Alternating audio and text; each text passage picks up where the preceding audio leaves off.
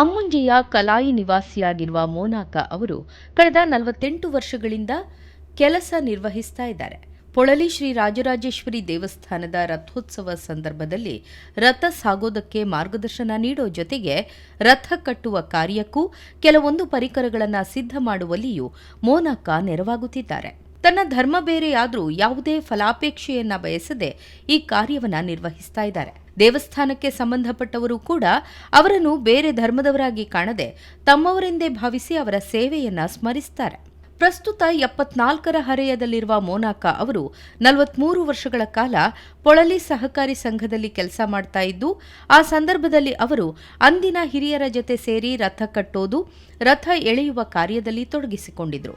ಹೀಗೆ ಪಡೆದ ಅನುಭವದ ಆಧಾರದಲ್ಲಿ ಅವರು ತನ್ನ ಸೇವೆಯನ್ನ ಮುಂದುವರಿಸಿಕೊಂಡು ಬಂದಿದ್ದು, ದೇವಸ್ಥಾನಕ್ಕೆ ಸಂಬಂಧಪಟ್ಟವರ ಜೊತೆಗೆ ತಾನೂ ಕೂಡ ಒಬ್ಬನಾಗಿ ತನ್ನ ಸೇವೆಯನ್ನ ನೀಡ್ತಾ ಇದ್ದಾರೆ.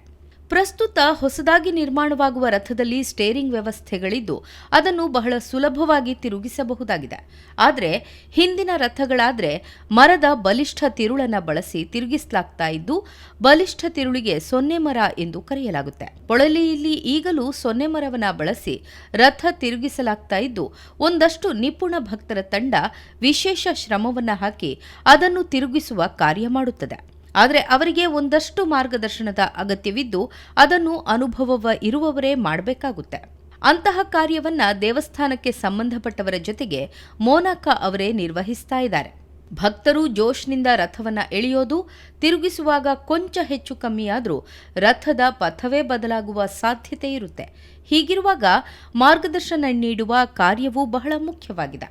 ತಾನು ಪೊಳಲಿ ಸಹಕಾರಿ ಸಂಘದಲ್ಲಿ ಕೆಲಸ ಮಾಡ್ತಾ ಇದ್ದ ಆರಂಭದ ದಿನಗಳಿಂದಲೂ ಅಂದಿನ ಹಿರಿಯರ ಜೊತೆ ಸೇರಿ ಈ ಕಾರ್ಯವನ್ನ ಮಾಡುತ್ತಾ ಬರ್ತಾ ಇದ್ದು, 1978ರಿಂದ ಈ ಕಾರ್ಯವನ್ನ ಆರಂಭಿಸಿದ್ದೇನೆ.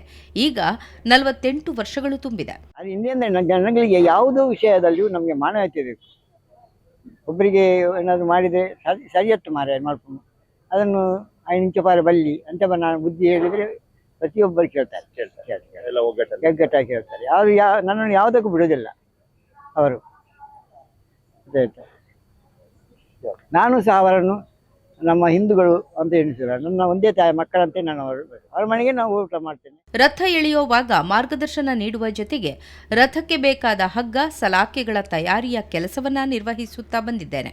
ದೇವರ ಸೇವೆಯಾಗಿ ಈ ಕಾರ್ಯವನ್ನ ಮುಂದುವರಿಸುತ್ತಿದ್ದೇನೆ ಎನ್ನುತ್ತಾರೆ ಎಚ್ ಮೊಹಮ್ಮದ್ ಯಾನೆ ಮೋನಾಕ.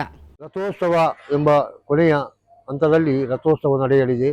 ಈ ಸಂದರ್ಭ ನಮ್ಮವರೇ ಆದ ನಮ್ಮ ಊರವರೇ ಆದಂತಹ ಮೋನಾಕ ಇವರು ಬಹಳ ಒಂದು ಕಷ್ಟದಿಂದ, ಅಂದರೆ ಎಲ್ಲರೂ ಇದ್ದಾರೆ, ಆದರೂ ಅವರು ಸಣ್ಣದಿಂದಲೇ ಇಲ್ಲಿ ಬಂದು ಆ ರಥದಲ್ಲಿ ಬಹಳ ಒಂದು ಕೆಲಸವನ್ನು ಮಾಡುವಂಥ ಒಂದು ವ್ಯಕ್ತಿ.